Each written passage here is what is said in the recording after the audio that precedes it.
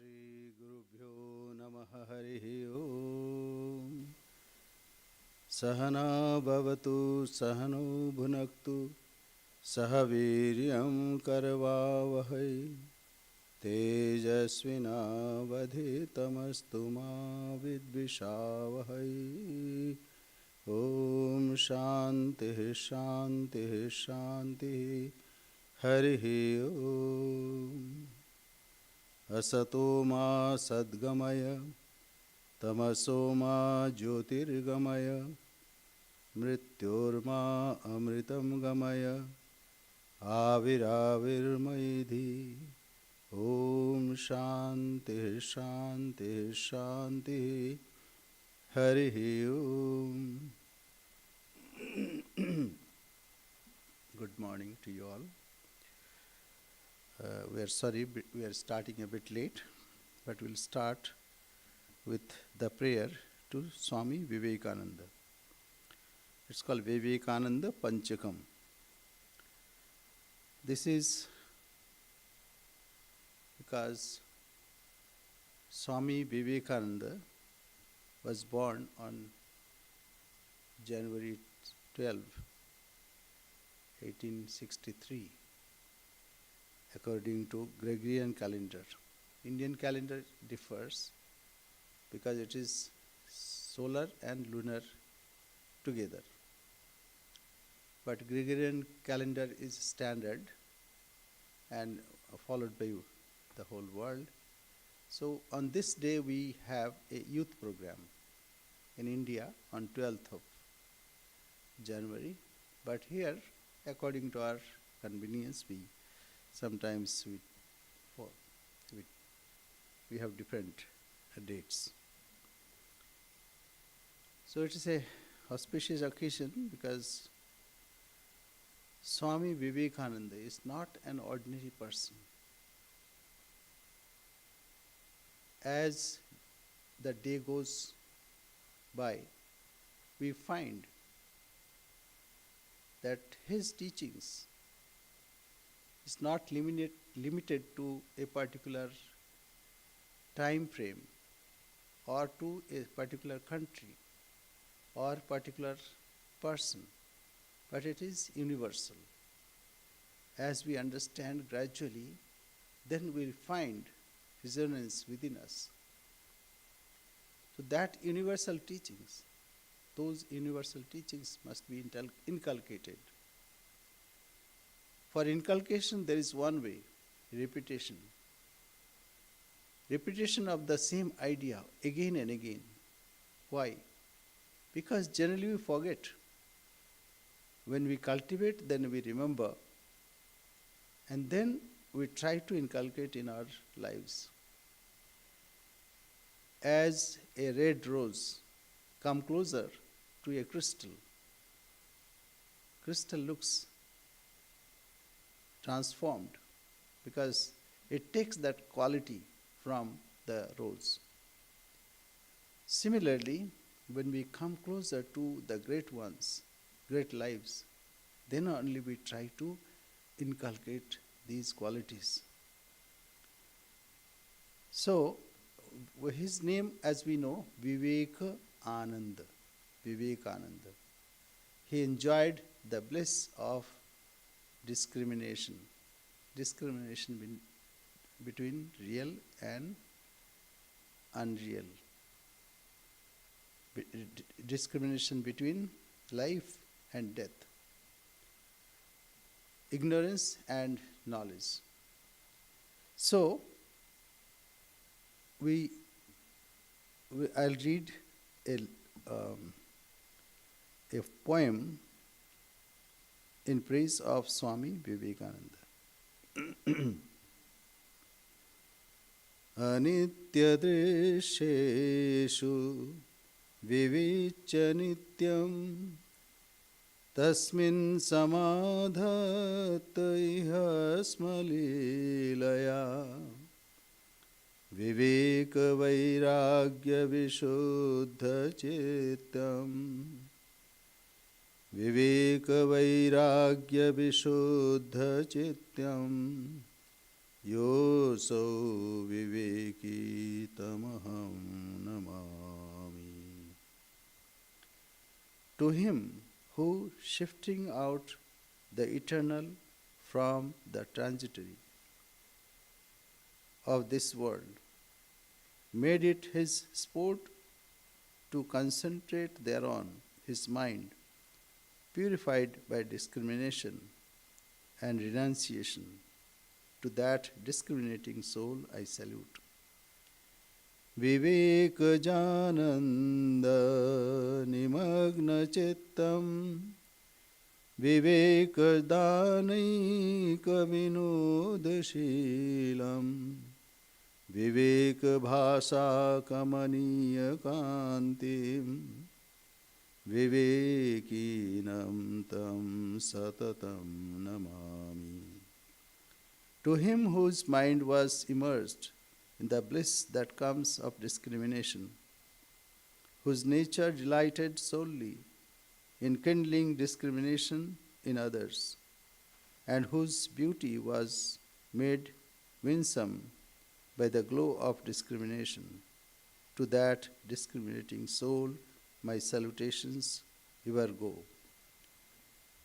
Ritancha vijnanam adhishrayat yat nirantaram chadimadhyantahinam sukham surupam prakaroti yasya sukham surupam prakaroti yasya anandamurtim tamaham namami.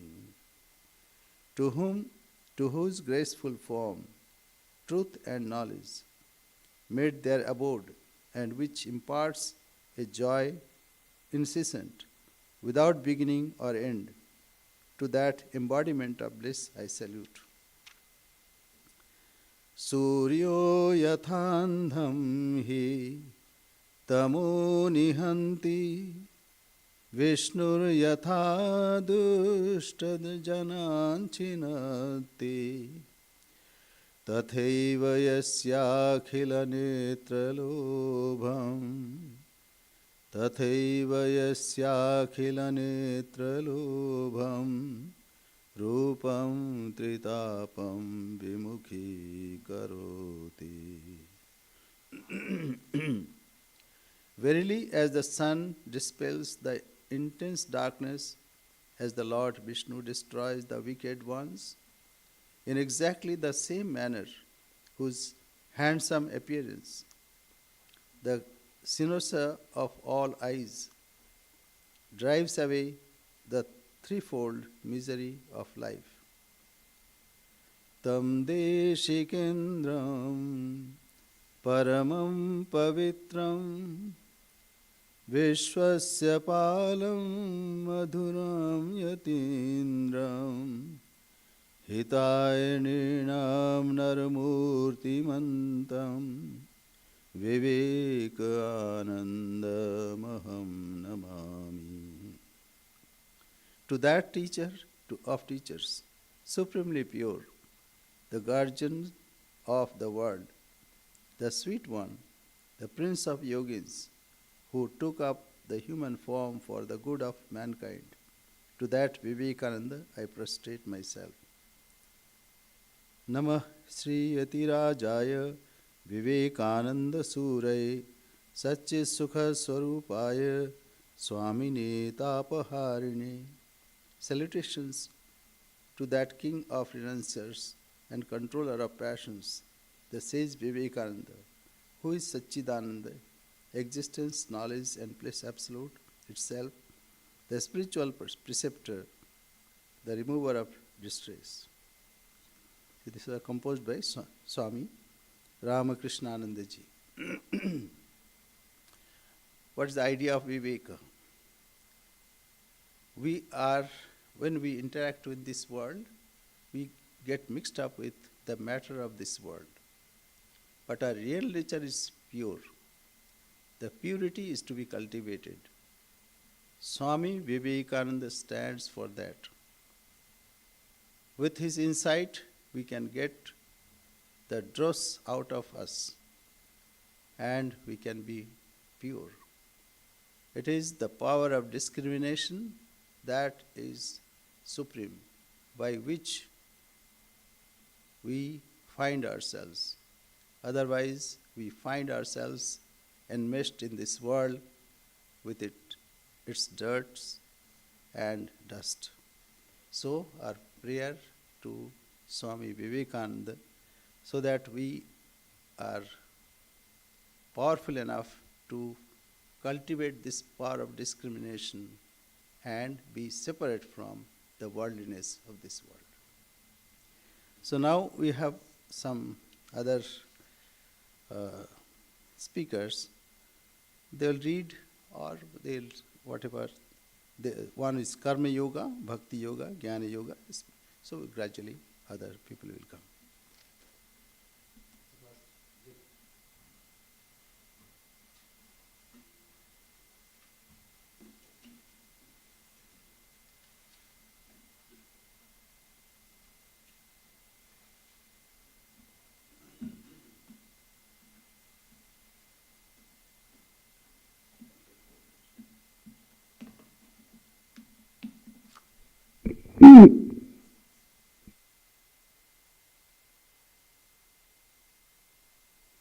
Is this okay? I'm reading from Karma Yoga. Each is great in his own place. According to the Sankhya philosophy, nature is composed of three forces called in Sanskrit sattva, rajas, and tamas. These are, as manifested in the physical world, are what we may call equilibrium, activity, and inertness. Tamas is typified as darkness or inactivity. Rajas is activity, expressed as attraction or repulsion. And sattva is the equilibrium of the two. In every man, there are these three forces. Sometimes tamas prevails. We become lazy, we cannot move. We are inactive, bound down by certain ideas or by mere dullness. At other times, activity prevails, and it's still other times that calm balancing of both. Again, in different men, one of these forces is generally predominant. The characteristic of one man is inactivity, dullness, and laziness. That of another, activity, power, manifestation of energy. And still another, we find the sweetness, calmness, and gentleness, which are due to the balancing of both action and inaction.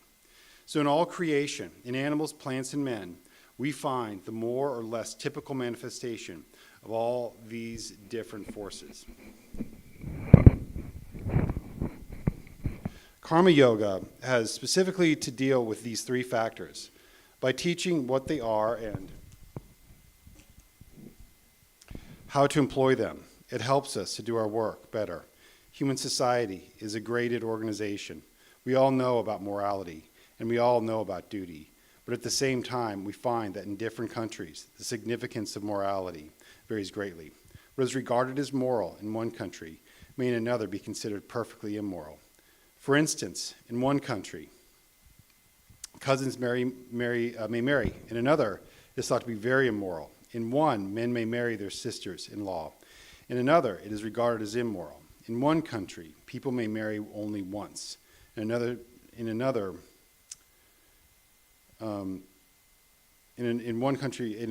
many times, and so forth. Similarly, in all other departments of morality, we find the standard varies greatly. Yet we have the idea that there may be a universal standard of morality. So it is with duty. The idea of duty varies much among different nations. In one country, if a man does not do certain things, people will say he has acted wrongly. Well, if he does those very things in another country, people will say that he did not act rightly. And yet we know that there must be some universal idea of duty. In the same way, one class of society thinks that certain things are among its duty, while another class thinks quite the opposite and would be horrified if it had to do those things. Two ways are left open to us: the way of the ignorant who think that there is only one way to truth and that all the rest are wrong, and the way of the wise who admit that, according to our mental constitution or the different planes of existence in which duty and morality may vary. The important thing is to know that there are gradations of duty and of morality, that the duty of one state of life in one set of circumstances will not and cannot be that of another. To illustrate, all great teachers have taught, resist not evil, that non-resistance is the highest moral idea. We all know that if a certain number of us attempted to put that maxim fully into practice, the whole social fabric would fall into pieces. The wicked would take possession of our properties and our lives and would do whatever they liked with us. For even if for only one day such non-resistance were practiced, it would lead to disaster. Yet, intuitively, in our heart of hearts, we feel the truth of the teaching, resist not evil.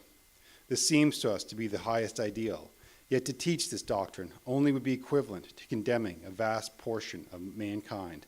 Not only so, it would be making men feel that they were always doing wrong and cause in them scruples of conscience in their actions. It would weaken them, and that constant self-disapproval would breed more vice than any other weakness would.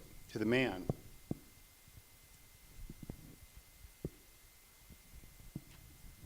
who has begun to hate himself, the gate to degeneration has already opened, and the same is true of a nation. Our first duty is not to hate ourselves, because to advance we must have faith in ourselves first and then in God. He who has no faith in himself can never have faith in God. Therefore, the only alternative remaining to us is to recognize that duty and morality may vary under different circumstances. Not that the man who resists evil is doing what is always and in itself wrong, but that in the different circumstances in which he is placed, it may become even his duty to resist evil.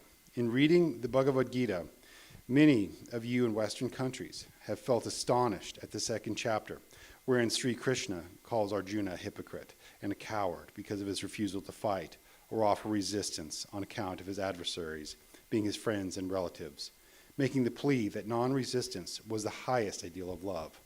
This is a great lesson for us all to learn, that in all matters, the two extremes are alike.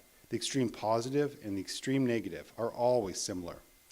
When the vibrations of light are too slow, we do not see them, nor do we see them when they are too rapid. So with sound, when very low in pitch, we do not hear it. When very high, we do not hear it either. Of a like nature is a difference between resistance and non-resistance. One man does not resist because he is weak, lazy, and cannot, and not because he will not. The other man knows that he can strike an irresistible blow if he likes. Yet he not only does not strike, but blesses his enemies. The one who from weakness resists not commits a sin, and as such cannot receive any benefit from the non-resistance, while the other would commit a sin by offering resistance. Buddha gave up his throne and renounced his position. That was true renunciation. But there cannot be any question of renunciation in the case of a beggar who has nothing to renounce. So we must always be careful about what we really mean when we speak of this non-resistance and ideal love. We must first take care to understand whether we have the power of resistance or not. Then having the power, if we renounce it and do not resist, we are doing a grand act of love. But if we cannot resist, and yet at the same time try to deceive ourselves into the belief that we are actuated by motives of the higher love, we are doing the exact opposite.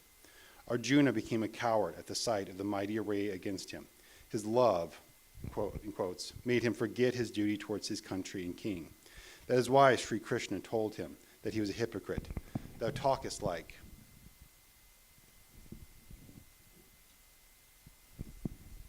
a wise man, but the actions betray thee to be a coward, and therefore stand up and fight. Such is the central idea of karma yoga. The karma yogi is the man who understands that the highest ideal is non-resistance, and who also knows that this non-resistance is the highest manifestation of power in actual possession. And also, what is called the resisting of evil is but a step on the way towards the manifestation of this highest power, namely non-resistance. Before reaching this highest ideal, man's duty is to resist evil. Let him work, let him fight, let him strike another, let him strike straight from the shoulder. Then only when he has gained power to resist will non-resistance be a virtue. I once met a man in my country whom I had known before as a very stupid, dull person, who knew nothing and had not the desire to know anything, and was living the life of a brute. He asked me what he should do to know God, how he was to get free. Can you tell a lie? I asked him. No, he replied. Then you must learn to do so. It is better to tell a lie than to be a brute or a log of wood. You are inactive. You have not certainly reached the highest state, which is beyond all actions, calm and serene. You are too dull to even do something wicked. That was an extreme case, of course, and I was joking with him. But what I meant was that a man must be active in order to pass through activity to perfect calmness. Inactivity should be avoided by all means. Activity always means resistance. Resist all evils, mental and physical. And when you have succeeded in resisting, then will calmness come. It is very easy to say, hate nobody, resist not evil. But we know what that kind of thing generally means in practice. When the eyes of society are turned towards us, we may make a show of non-resistance, but in our hearts it is canker all the time. We feel the utter want of the calm of non-resistance. We feel that it would be better for us to resist. If you desire wealth, you know at the same time that the whole world regards him who aims at wealth as a very wicked man. You perhaps will not dare to plunge into the struggle for wealth, yet your mind will be running day and night after money. This is hypocrisy and will serve no purpose. Plunge into the world, and then after time, when you have suffered and enjoyed all that is in it, will renunciation come. Then will calmness come. So fulfill your desire for power and everything else. And after you have fulfilled the desire, will come the time when you know that they are all very little things. But until you have fulfilled this desire, until you have passed through that activity, it is impossible for you to come to the state of calmness, serenity, and self-surrender. These ideals of serenity and renunciation have been preached for thousands of years. Everybody has heard of them from childhood, and yet we see very few in the world who have really reached that stage. I do not know if I have seen 20 persons in my life who are really calm and non-resisting, and I have traveled over half the world. Every man should take up his own ideal and endeavor to accomplish it. That is a surer way of progress than taking up other men's ideals, which he can never hope to accomplish. For instance, we take a child and at once give him the task of walking 20 miles. Either the little one dies, or in 1 in 1,000 crawls the 20 miles to reach the end, exhausted and half dead. That is like what we generally try to do with the world. All the men and women in any society are not of the same mind, capacity, or have the same power to do things. They must have different ideals, and we have no right to sneer at any ideal. Let everyone do the best he can for realizing his own ideal. Nor is it right that I should be judged by your standard, or you by mine. The apple tree should not be judged by the standard of the oak, nor the oak by that of the apple. To judge the apple tree, you must take the apple standard, and for the oak, its own standard. Unity and variety is the plan of creation. However, men and women may vary individually. There is unity in the background. The different individual characters and classes of men and women are natural variations in creation. Hence, we ought to not to judge them by the same standard or put the same ideal before them. Such a course creates only an unnatural struggle, and the result is that man begins to hate himself and is hindered from becoming religious and good. Our duty is to encourage everyone in his struggle to live up to his own highest ideal and strive at the same time to make the ideal as near as possible to the truth. In the Hindu system of morality, we find that this fact has been recognized from very ancient times, and in their scriptures and books on ethics, different rules are laid down for the different classes of men: the householder, the sannyasin, the man who has renounced the world, and the student. The life of every individual, according to the Hindu scriptures, has its peculiar duties apart from what belongs in common to universal humanity. The Hindu begins life as a student, then he marries and becomes a householder. In old age, he retires, and lastly, he gives up the world and becomes a sannyasin. To each of these stages of life, certain duties are attached. No one of these stages is intrinsically superior to another. The life of the married man is quite as great as that of the celibate man who has devoted himself to religious work. the scavenger in the street is quite as great as the glorious as the king on his throne. Take him off the throne, make him do the work of the scavenger, and see how he fares. Take up the scavenger and see how he will rule. It is useless to say that the man who lives out of the world is a greater man than he who lives in the world. It is much more difficult to live in the world and worship God than to give it up and live a free and easy life.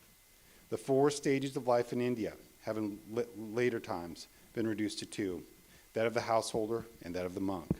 The householder marries and carries out his duties as a citizen, and the duty of the other is to devote his energies wholly to religion, to preach and to worship God.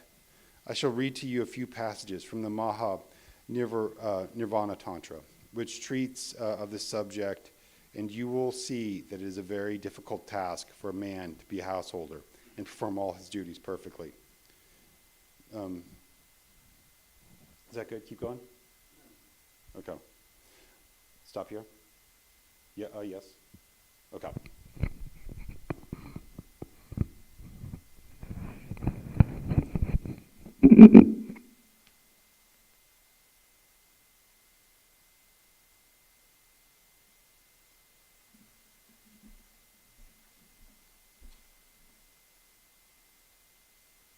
Good morning, everyone. Namaskar to all. Can you hear me now? Oh. Okay. Well, good morning again. Yeah.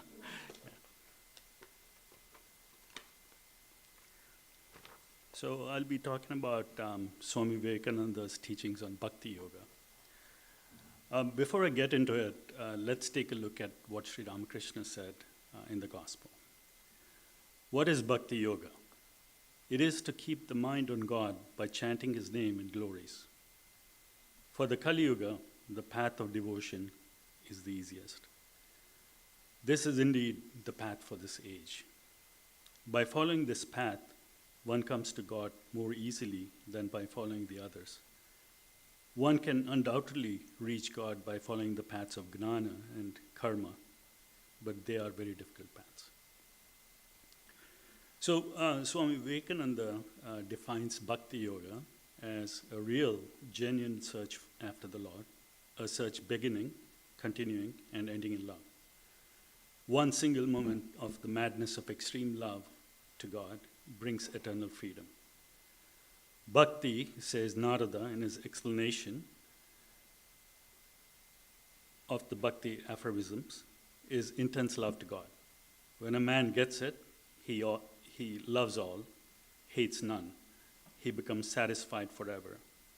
This love cannot be reduced to any earthly benefit, because so long as the worldly desires last, that kind of love does not come. Swamiji also talks about the advantage and disadvantage of Bhakti Yoga. One great advantage of Bhakti Yoga is that it is the easiest and the most natural way to reach the great divine end in view. Its great disadvantage is that in its lower forms, it oftentimes degenerates into hideous fanaticism. The fanatical crew in Hinduism or Mohammedanism or Christianity have always been almost exclusively recruited from these worshippers on the lower planes of bhakti. That singleness of attachment to a loved object, without which no genuine love can grow, is very often the cause of denunciation of everything else. All the weak and undeveloped minds in every religion or country have only one way of loving their own ideal, that is by hating every other ideal. Herein is the explanation of why the same man who is so lovingly attached to his own ideal of God, so devoted to his own ideal of religion, becomes a howling fanatic as soon as he sees or hears anything of another ideal. This kind of love is somewhat like the canine instinct of guarding the master's property from intrusion. Only the instinct of dog is better than the reason of man. For the dog never mistakes its master for an enemy in whatever dress he may come before it.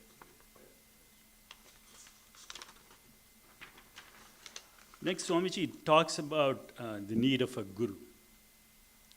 Every soul is destined to be perfect, and every being in the end will attain the state of perfection. Whatever we are now is the result of all our acts and thoughts in the past. and whatever we shall be in the future will be the result of what we think and do now. But this, the shaping of our own destinies, does not preclude our receiving help from outside. Nay, in the vast majority of cases, such help is absolutely necessary. When it comes, the higher powers and possibilities of the soul are quickened. Spiritual life is awakened, growth is animated, and man becomes holy and perfect in the end. The quickening impulse cannot be derived from books. The soul may receive impulses only from another soul and from nothing else. We may find that we have not yet developed at all spiritually. It is not true that a high order of intellectual development always goes hand in hand with a proportionate development of the spiritual side in man. In studying books, we are sometimes deluded into thinking that thereby we are spiritually evolved. But if we analyze the effect of study of books on ourselves, we shall find that at the utmost, it is only our intellect that derives profit from such studies, and not from our inner spirit.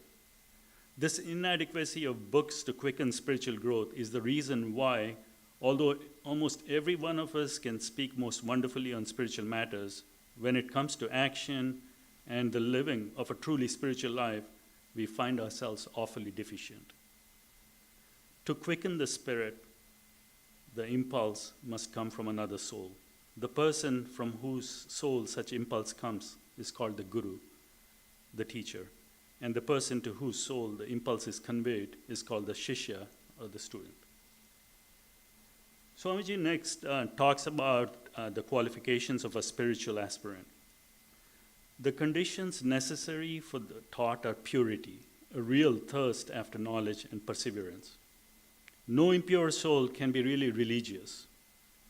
Purity in thought, speech, and act is absolutely necessary for anyone to be religious. As to the thirst after knowledge, it is an old law that we all get whatever we want. None of us can get anything other than what we fix our hearts upon. To pant for religion truly is a very difficult thing, not at all so easy as we generally imagine. Hearing religious talks or reading religious books is no proof yet of a real want felt in the heart. There must be a continuous struggle, a constant fight, an unremitting grappling with our lower nature till the higher want is actually felt and victory is achieved. Sri Ramakrishna tells a story about what it means to be a bhakta or devotee. Bhagwan Sri Ramakrishna used to tell a story of some men who went into a mango orchard and busied themselves in counting the leaves, the twigs, and the branches, examining the color, comparing their size, and noting down everything most carefully. And then got up a learned discussion on each of these topics, which were undoubtedly very interesting to them. But one of them, more sensible than the others, did not care for all these things, and instead thereof began to eat the mango fruit. And was he not wise? So leave this counting of leaves and twigs and note-taking to others. This kind of work has its proper place, but not here in the spiritual domain. You never see a strong spiritual man among these leaf counters. Religion, the highest aim, the highest glory of man, does not require so much labor. If you want to be a bhakta, it is not at all necessary for you to know whether Krishna was born in Mathura or Vraja, what he was doing, or just the exact date on which he pronounced the teachings of the Gita. You only require to feel the craving of the beautiful lessons of the duty and love in the Gita. All the other particulars about it and its author are for the enjoyment of the learned. Let them have what they desire. Say Shantihi, Shantihi to the learned controversies, and let us eat mangoes.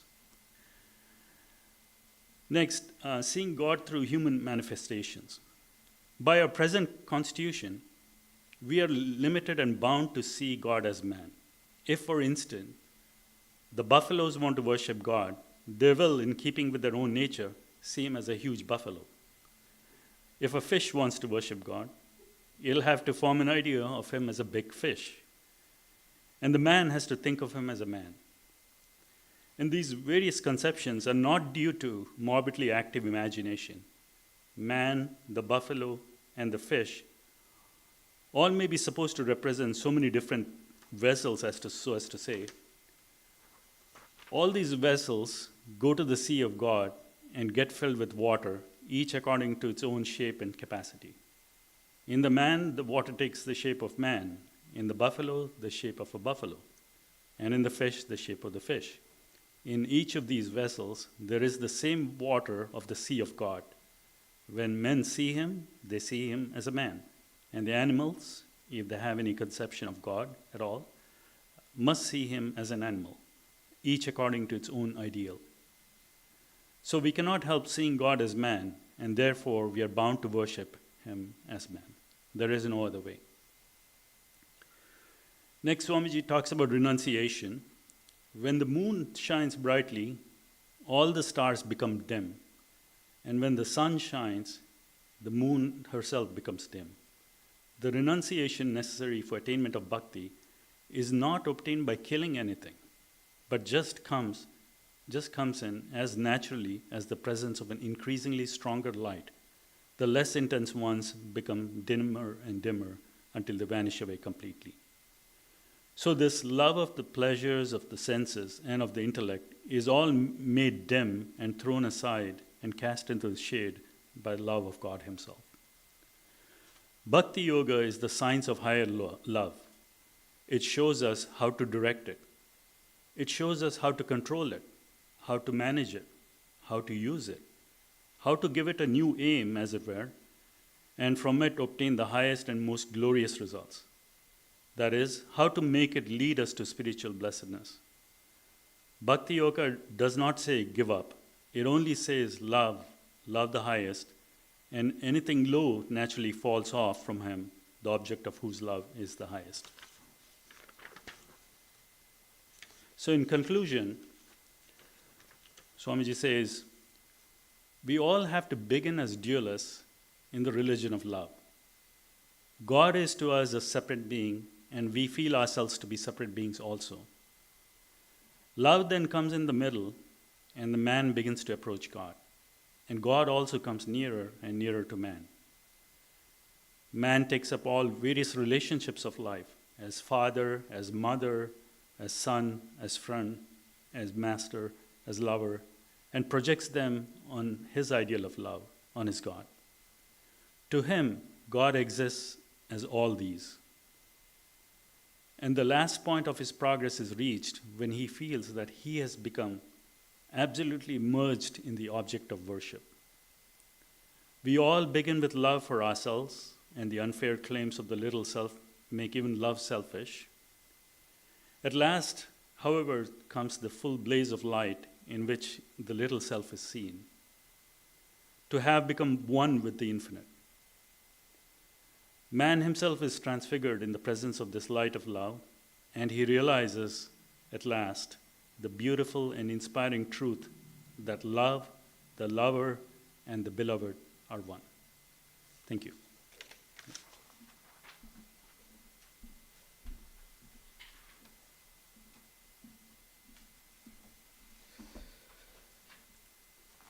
Good morning, everybody.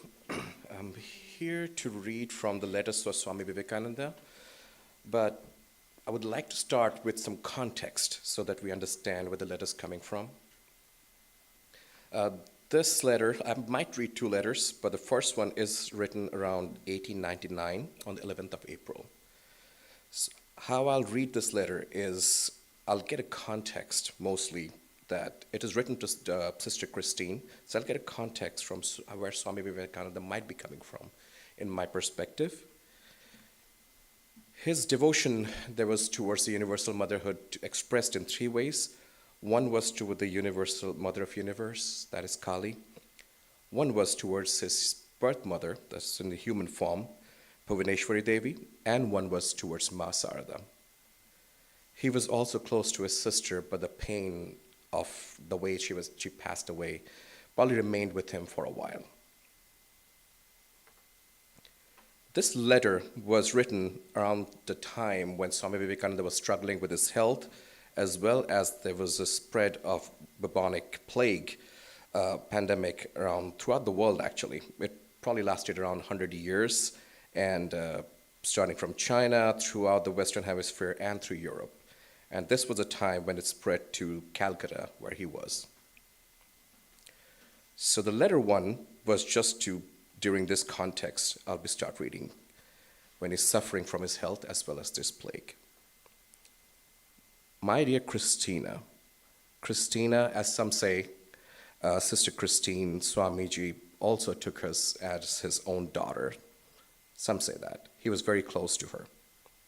So, my dear Christina, yours of the 7th of March, just to hand. My complaint, I do not know what. Some say it is asthma. Others say nervous weakness of the heart brought on by overstrain. Anyhow, last 2 months with terrible fits of suffocation, which used to remain for days, have not come. Yet, unlike other asthmatic people, I feel a little weakness in the heart always. Whatever it be, dyspepsia certainly has a great deal to do with it, I'm sure. It all depends on the state of my stomach.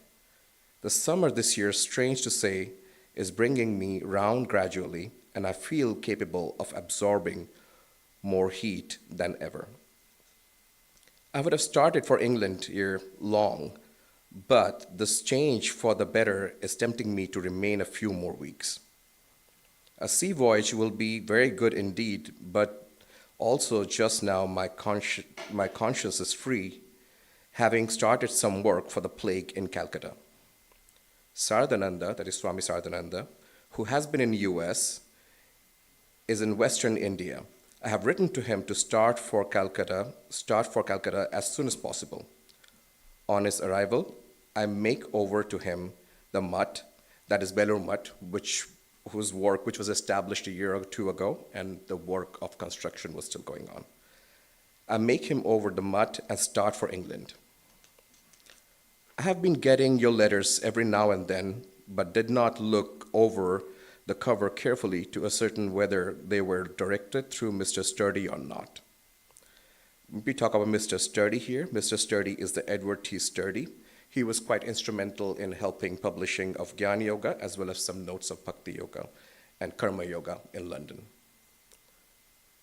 Are you coming to England this summer? Can you arrange for a trip? It will be such a pleasure to see you. Fill up all the injunctions.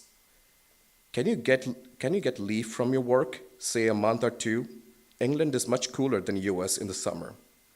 You can induce Mrs. Funke to take the trip also. Mrs. Funke, as we just a note, was very close to Sister Christine as well as Swami Vivekananda.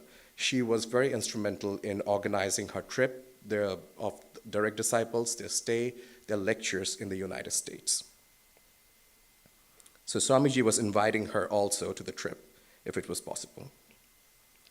The crossing cost some £15, everything included. 2 months of board, lodging in England, say £1 a week, that is £8 total. The railway fare from Detroit to New York, say £4. Contingent expenses, £10 in England, sightseeing, etc. Going back £20, that is about $285. Not bad, given that time. Say $300. First rate trip for 2 months. There you will see the old England and I, the best thing in the world. He added some humor there. You need not be despondent on my account. I was born with abundance of vitality, but I must confess I have been drawing too much upon it all my life. Now I'm going to be careful hereafter, and ever since all the organs are untouched and sound, there is every chance of my swelling up with higher food and rest. What else shall I write to you? There must have been very little change about your person in these 3 years. Still, You will scarcely recognize me when you see me again. I have grown so old, so gray, and decreased. 2 years of suffering has taken about 20 years of my age. He was about 35, 36 that time, and suffering from like severe consequences of diabetes. Well, but the soul changeth not, does it? It is there that the same madcap Atman mad upon one idea, intent and intense. Possibly a good bit of the hard business has been brought about by the intense thought wafted across oceans. Nay, I am sure. I am so intense, can't help it. But strange, I am as intensive and extensive. My thoughts are as persistent as they are intense. What about Mrs. Funke? Do you know anything about Baby? And by Baby, he means Miss Stella Campbell, who was also an actress, and she was initiated by Swami Vivekananda around Thousand Island Park. So, do you know anything about Baby? Where is she? What is she doing, etc.? Do you correspond with Miss Waldo? You have scarcely moved out of Detroit these years, I'm afraid. Is your household machinery working smoother now that the sisters are helping some? I shall write you another letter before I start. Most probably, there will be no time for me to get a reply for this letter in India. I will have started before that. Well, Mother knows the best. I dedicate you to her forever. What more can I do? This is the highest, the best, the loveliest, dedicating to Mother. Yours, ever yours, in the Mother, Vivekananda. And I'll read a small letter, just a follow-up of this, written to Sister Christine as well. It was written around in Bellermut, around 10th May of 1899, just about a month or so after that. My dear Christina, I'm getting better again. In my mind, the whole of my complaint is bad assimilation of food and nervous exhaustion. The first I am taking care of, the second will completely pass off when I meet you again. The great joy of meeting old friends, you know. Cheer up, there is no cause for anxiety. Do not believe a single desponding line I write now, because I am at times not myself. I got so nervous. I start this summer for Europe anyway. As you say in America, with all love and blessings, yours ever in Lord, Vivekananda. Thank you.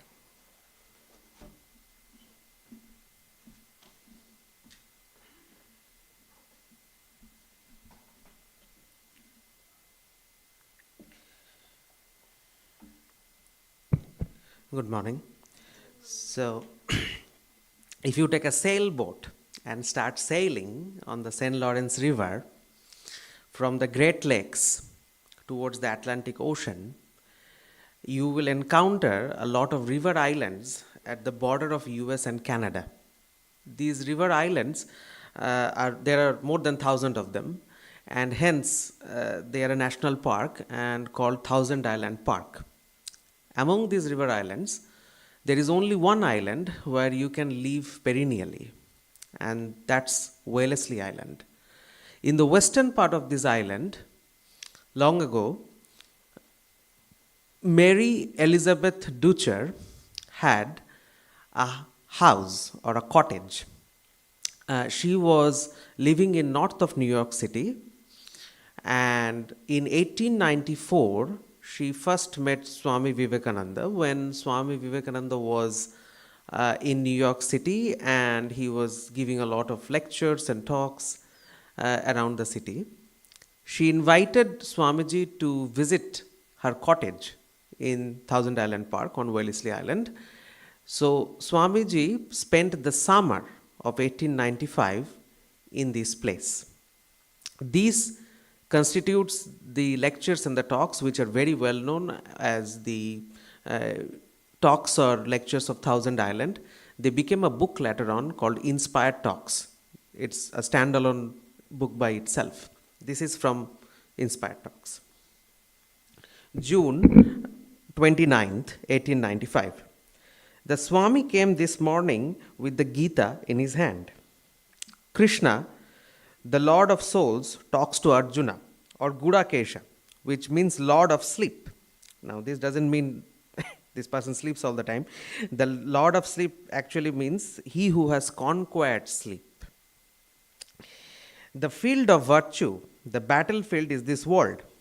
The 5 brothers representing righteousness fight the 100 other brothers, all that we love and have to contend against. The most heroic brother, Arjuna, the awakened soul, is the general. We have to fight all sense delights, the things that we are attached the most. We have to kill them. We have to stand alone.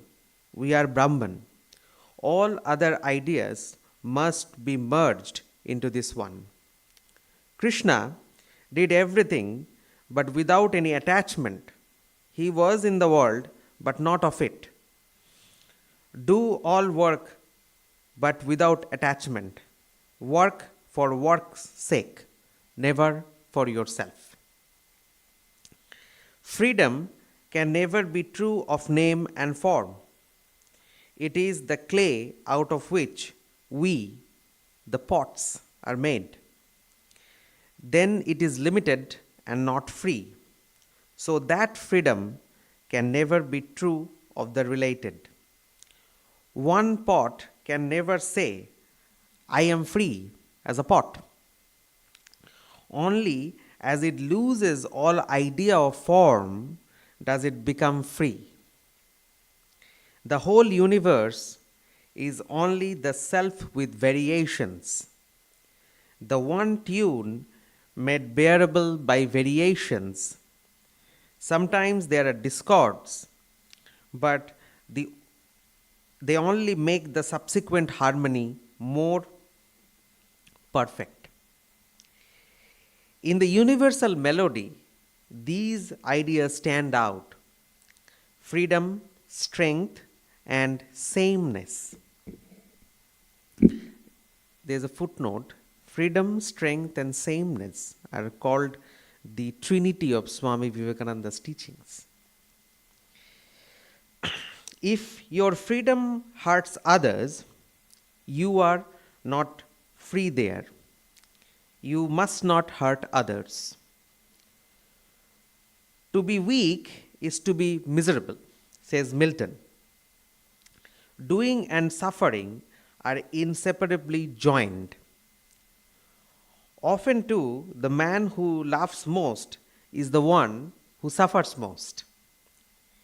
To work, you have the right, not to the fruits thereof.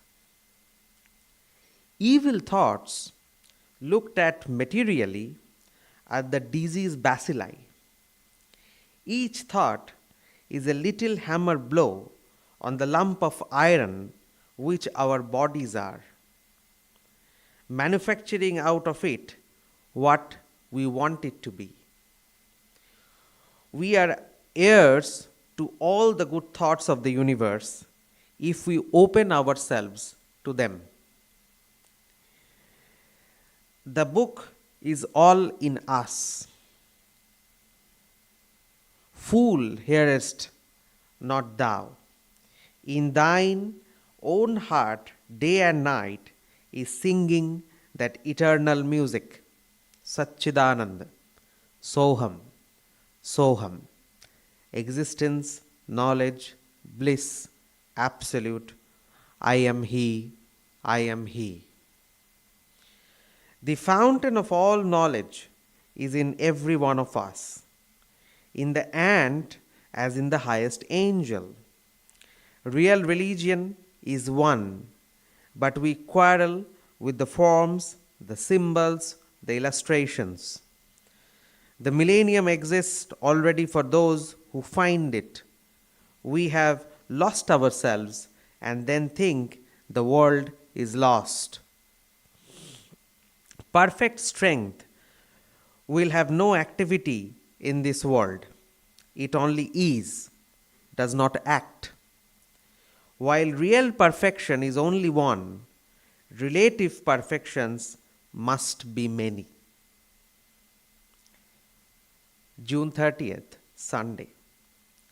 To try to think without a phantasm is to try to make the impossible possible. We cannot think mammalia without a concrete example. So, with the idea of God.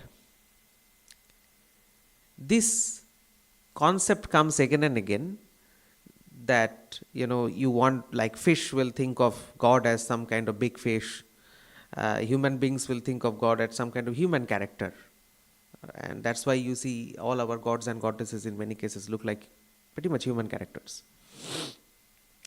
The great abstraction of ideas in the world is what we call God.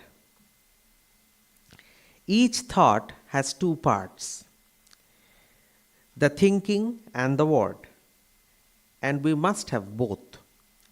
Neither idealists nor materialists are right. We must take both idea and expression. All knowledge is of the reflected, as we can only see our face in a mirror. No one will ever know his own self or God, but we are that own self. We are God. In nirvana, you are when you are not. Buddha said, you are best, you are real when you are not, which means when the little self is gone. The light divine within is obscured in most people. It is like a lamp in a cask of iron. No gleam of light can shine through. Gradually, by purity and unselfishness, we can make the obscuring medium less and less dense, until at last it becomes as transparent as glass. Sri Ramakrishna was like the iron cask transformed into a glass cask, through which can be seen the inner light as it is. We are all on the way to become the cask of glass, and even higher and higher reflections. As long as there is a cask at all, we must think through material means. No impatient one can ever succeed. Thank you.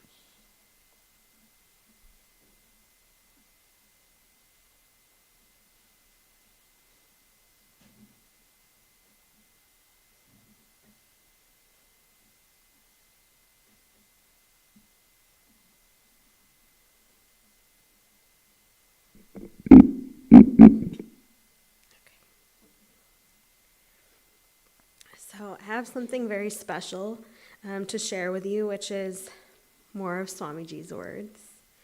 And this particular book is called Words of Inspiration. It's actually only $2, which is crazy, but we have it here in our bookshop. And I wanted to first tell you a little bit of context. So this is the foreword for this book. It says, unawares, Swami Vivekananda very often said things that startled his audience. He said them casually, carelessly, without any thought about the impact that they might produce. What he said might be simple truths, but it is these simple truths, spoken with authority and coming spontaneously from a world teacher, that disturb you most. They remind you of your present limitations and of the great heights to which you might yet rise.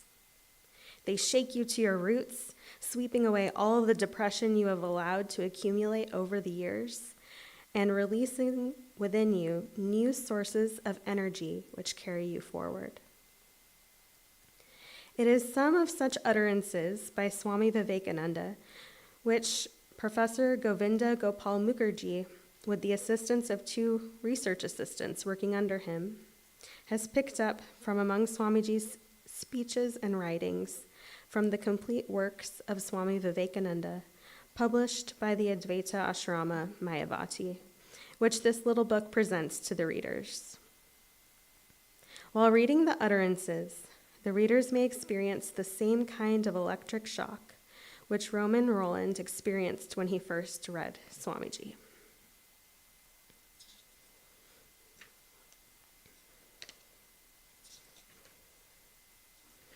So now I'll read to you some of these sentences. Each of them has a citation, but I'll just skip throughout, and I'll try to pause so that we can begin to digest these words. Above all and in all, be sincere. Above all, work for the good of humanity. Accept the beneficial and discard the pleasant. Accord a place to everyone. Accumulate power in silence and become a dynamo of spirituality. Achieve happiness or achieve greatness. Achieve the consummation of human life before you pass off. Advance forward, O ye brave souls, to set free those that are in fetters, to lessen the burden of woe of the miserable, and to illuminate the abysmal darkness of ignorant hearts. After having done work, do not think of it. Go on. Stop not, don't look back. What will you gain by looking back? All have to work hard. All have to reach the depths of that infinite energy. All self should go out. All superstition should be banished. All our hatchets let us bury. Send out this grand current of love all around. Always discriminate between the real and unreal and devote yourself heart and soul to the attempt to realize Atman.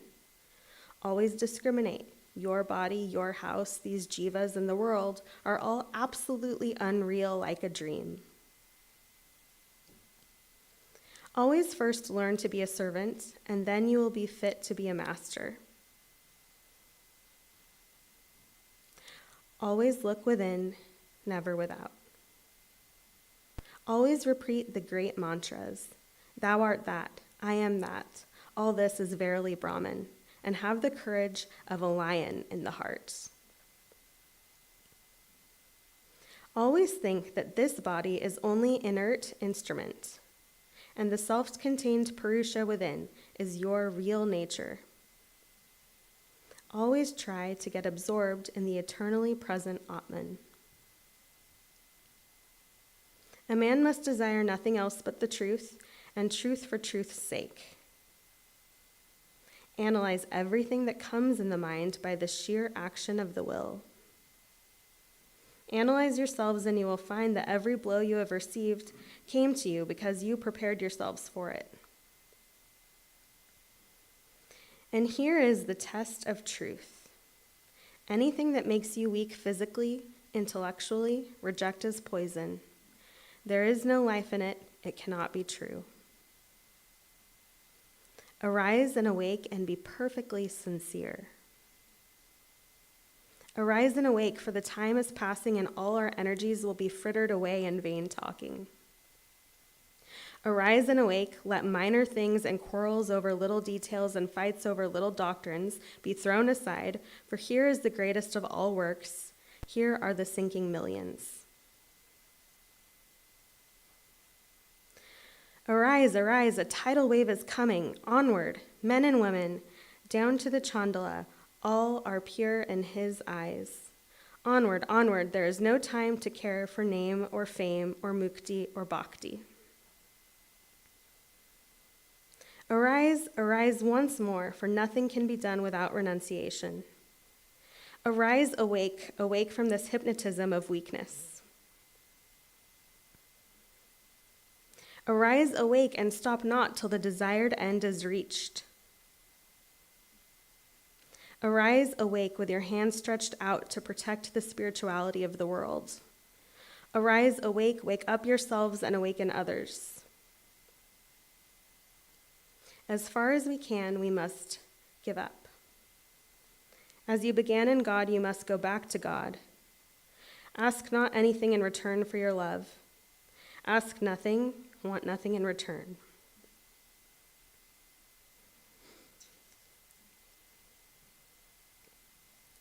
As Sri Ramakrishna used to love you, as I love you, come love the world like that.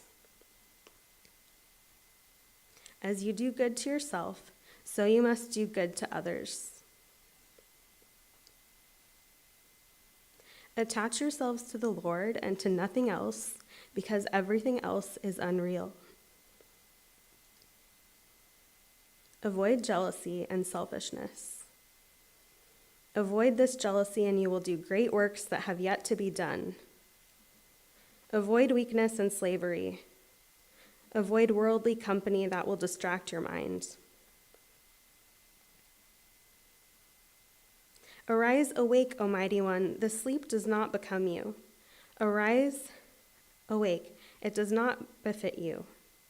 Think not that you are weak and miserable. Almighty, arise and awake and manifest your own nature. Awake, arise, and dream no more. Awake, awake, great ones, the world is burning with misery. Can you sleep?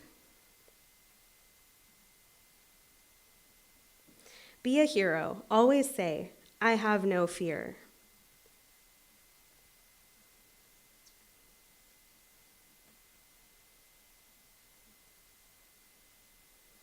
Be at peace. Do not disturb yourself. You never were in bondage. You never were virtuous or sinful. Be beyond both freedom and bondage. Be beyond the common worldly motives. Be beyond the dualities of nature. Be bold and fear not. Be bold and fearless, and the road will clear. Be bold. Use facts as facts. Do not be chased about the universe by evil. Evils are evils, what of it? Be brave and sincere, then follow any path with devotion, and you must reach the whole. Be content to work, and above all, be true to yourself. Be courageous. Do not try to lead your brethren, but serve them. Be determined not to curse anything outside, not to lay the blame upon anyone outside, but be a man, stand up, and lay the blame on yourself. Be earnest over this realization and set your heart on it. Be not ruffled by vain arguments. Come to your own realization. You alone can do it. Be of good cheer and believe that we are selected by the Lord to do great things, and we will do them. Be perfectly hopeless. This is the highest state. What is there to hope for? Burst as under the bonds of hope.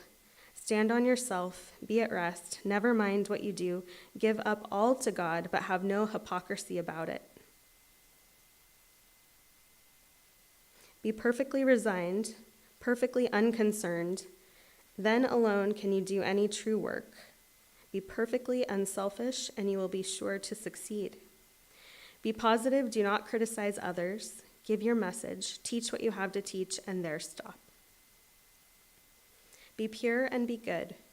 Be pure and love everyone. Be pure, be calm. The mind, when ruffled, cannot reflect the Lord. Be pure first, and you will have power. Be pure, staunch, and sincere to the very backbone, and everything will be all right. Be spiritual and realize the truth for yourself. Thank you.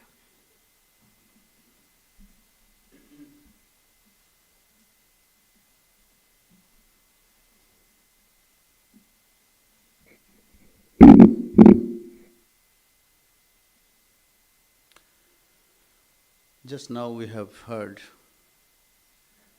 these inspiring talks, inspiring sentences. It looks like these all were issued from his lips without thinking, but that is not the case. I am telling two incidents. One is Bruce Lee and Muhammad Ali. Muhammad Ali is 210 pounds. Bruce Lee, lean and thin, as you know, but both are dedicated to their trades or their activities. And people were amazed to see these two giants facing each other. This may be imaginary, I don't know, because YouTube, but very, very, very inspiring. So both were, and Muhammad Ali was confident, overconfident, and he was staring him like this. Bruce Lee concentrated, and they are very sharp. Even whatever you are going to do, they know before 1 mile. You punch, where the punch will go, how to dodge. They know very quickly. But Bruce Lee was so sharp. And Muhammad Ali could not understand when the punch came. And came in such a place that it crippled him. And he fell down. So it looks like Bruce Lee came and did the same thing. No. It is the life. Cultivated over the life. Not only that, he received from his guru and then he cultivated. So it's very important. Then it becomes normal. Then it gives that blow what is required. And Muhammad Ali got up from that state, and for a few moments he could not do anything. And they came closer, then he inspired, this is only for you, because he could not have imagined this. And then they got up, and Muhammad Ali took the hand of Bruce Lee and lifted. It is the recognition of one champion or to the other. So what is the point? Point is, any power comes from concentration.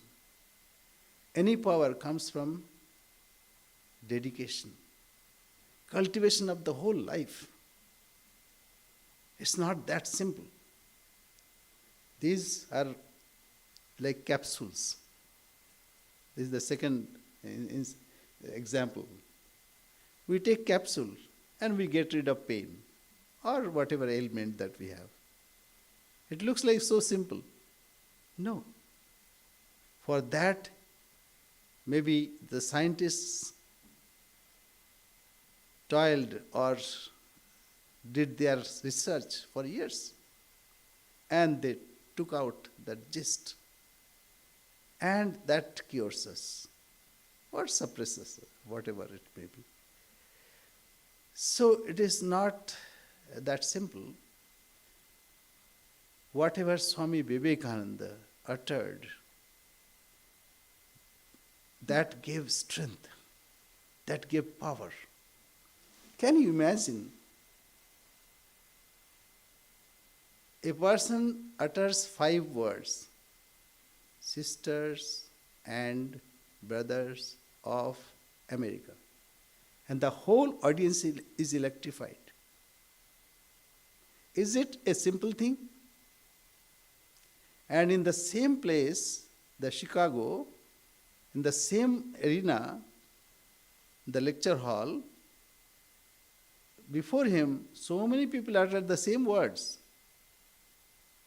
It is not the words, it is the power behind it. That's more important. For that dedication, Renunciation. Renunciation means we are always afraid of renunciation. But actually we do all the time. When you go for shopping, you don't buy each and everything that you see. You renounce, not this, not this, not this, not this. So here we are enmeshed in this world. Somehow we cannot get rid of our past. But what can we find in past? Ruminating, that past. Nothing. We gain nothing. But we enjoy it. First we have to get rid of it. As Swamiji also said. Whatever happened, happened. Whatever mistakes you have done, don't worry about it. Go forward. Very important. First, unshackle ourselves. Renunciation is very important. And we do all the time. When you drive, we don't go each and every alley. You have a particular route, you follow that. And the Guru Power tells us what is the route. And we have to follow that. And then we reach. So, Swamiji's words are so inspiring. It is out of his life. We have to live that life. And we all should try that. That is the message of today. Thank you. Jai Ma.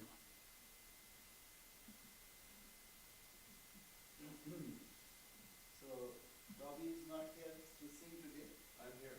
Okay, come. I don't have the guitar. I didn't know I was supposed to. That's okay. We have some vocal. No, just a minute. Can you sing without your guitar? Come. Miracles.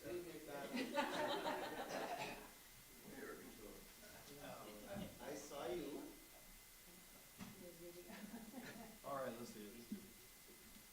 Tap your foot. This is from the old One Only One album, 1971. 50 years ago. Just 60 years over ago. over 50. I've Who written knows? this word. It seems like only yesterday. Suddenly, out of the silence, the voice of Maharaj was heard. Ah, that inexpressible light, Rama Krishna, the Krishna of my Rama Krishna. I am the shepherd boy, put anklets on my feet. I want to dance with Krishna, I want to hold his hand. The little boy Krishna. Ah, Krishna, my Krishna, you have come, Krishna, Krishna. Can't you see him? Haven't you eyes to see? Ah, Krishna, my Krishna, on the lotus eternal, the sweet one. My play is over now. Look, the child Krishna is caressing me. He is calling me to come away with him. I am coming. I am coming.